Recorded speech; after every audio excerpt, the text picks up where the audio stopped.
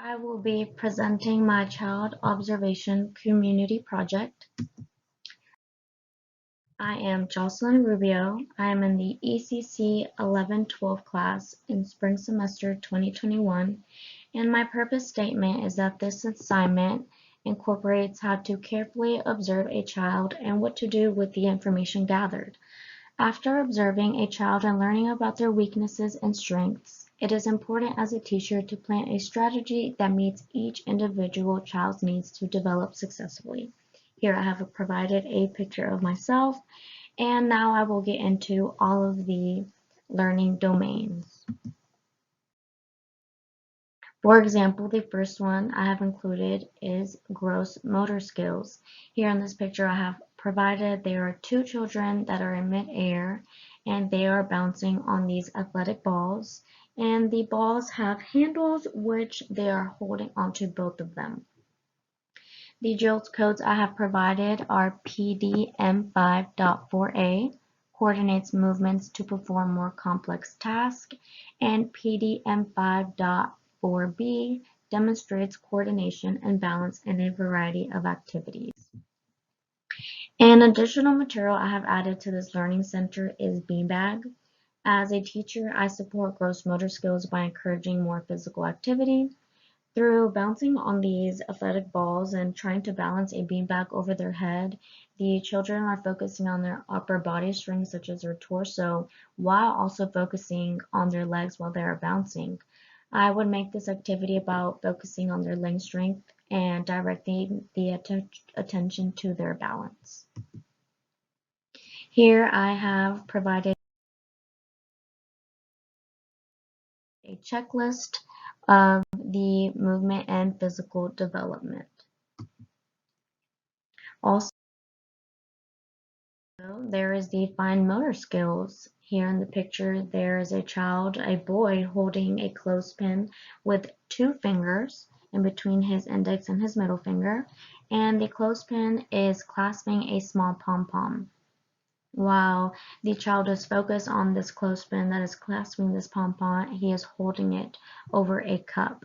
The JOLTS codes I have provided are PDM6.4a, performs fine motor tasks that require small muscle strength and control, and PDM6.4b uses hand-eye coordination to manipulate small objects with ease.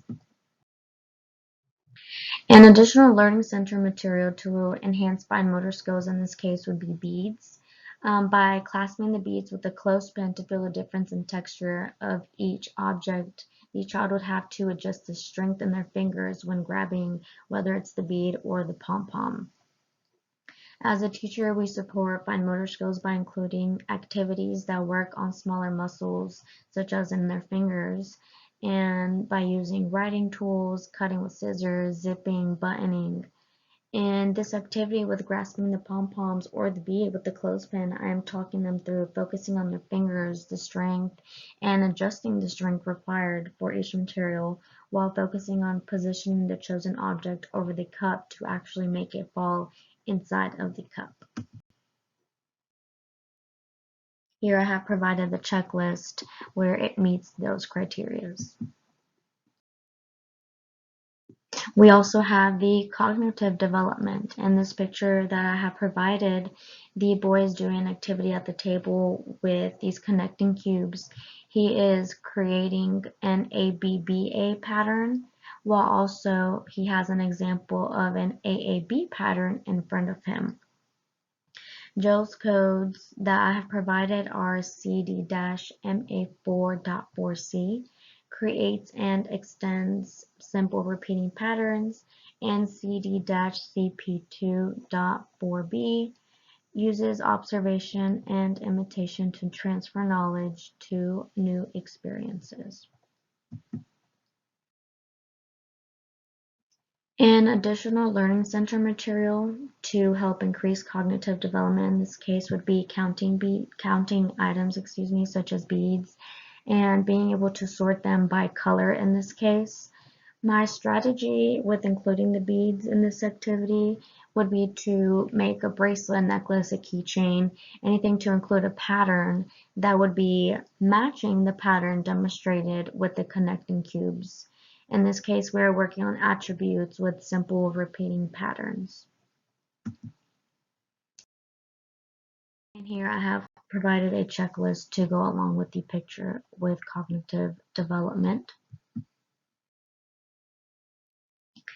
Going forward, we have the language development. Here in this picture I provided, they are reading a story, this little girl and this male adult, where the little girl is the listener and the adult is the reader. You can see that he is following on along the lines of the story.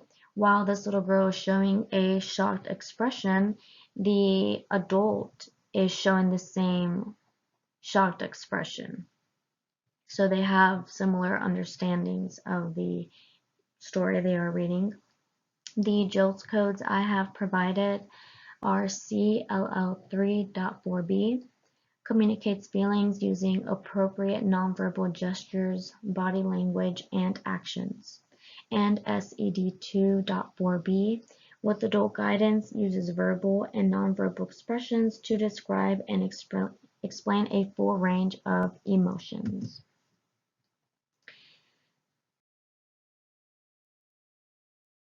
By trying to enhance in the language domain, I have decided to add props during storytelling in order for the child to become more engaged and listening to the story. With storytelling and including props such as puppets, for example, I will ask the child to demonstrate their feelings through the props, how they're feeling through the storytelling, and can even switch it around and make the child a character while still including this puppet, and how the character expresses their feelings, how maybe they felt throughout the story. But another example of a prop would be images to be able to sequence the story. This way the child would use their own language, their own descriptiveness, and can exhibit what they understood from the story. Here I have provided a checklist for language and communication for this age of a 5-year-old girl. There is also the social and emotional domain. Here the children are building at the same table. They are sharing the materials as long as the space. And you can see that the child in the gray sweater is saying, trying to communicate something to the child in red, and the child in red is looking towards the child in the gray, so he is listening actively to what they are trying to communicate to each other. And the girl in pink is observing what the boy in the striped shirt is doing. You can see that she actually is already putting together her own building with the blocks, but she's actively observing what the peers around her are also working on.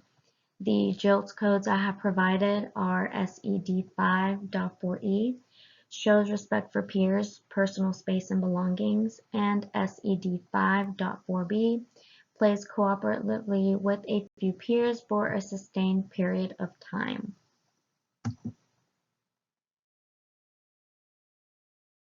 In additional learning material, I would allow children to bring their choice of material, whether it's a personal belonging or something in the classroom, just letting their creative juices flow, whatever they were actually building at the table to begin with. And now if they want to incorporate, per se, a prop for their activity. And by allowing them to bring their personal choice, the children at the table are actually practicing this personal space and respect for others' belongings. Now, if a child is interested in someone else's material that they have brought to the table, here's where I encourage communication for the children to talk to one another if they want to switch their material or if they want to include it and maybe work together. And here I have provided that checklist of social and emotional. And finally, we have self-help. Here in this picture that I have provided, the little boy is holding this bowl on his own with one hand, and in the other hand, he is holding a spoon. The child is standing on his own on what seems to be a chair, and he's pretty focused on what he's doing. You can tell he's looking down to what he's doing rather than looking around for help or for if someone else is observing him.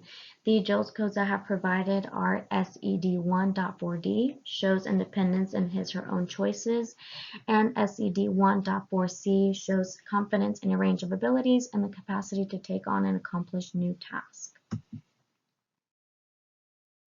An additional learning center material I would add would be water.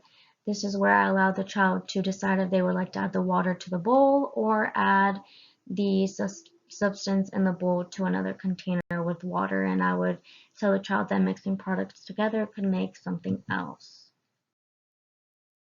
Here is the checklist provided. And here's my resource list where the JOLTS codes come from and where I have gotten the pictures from. Thank you very much.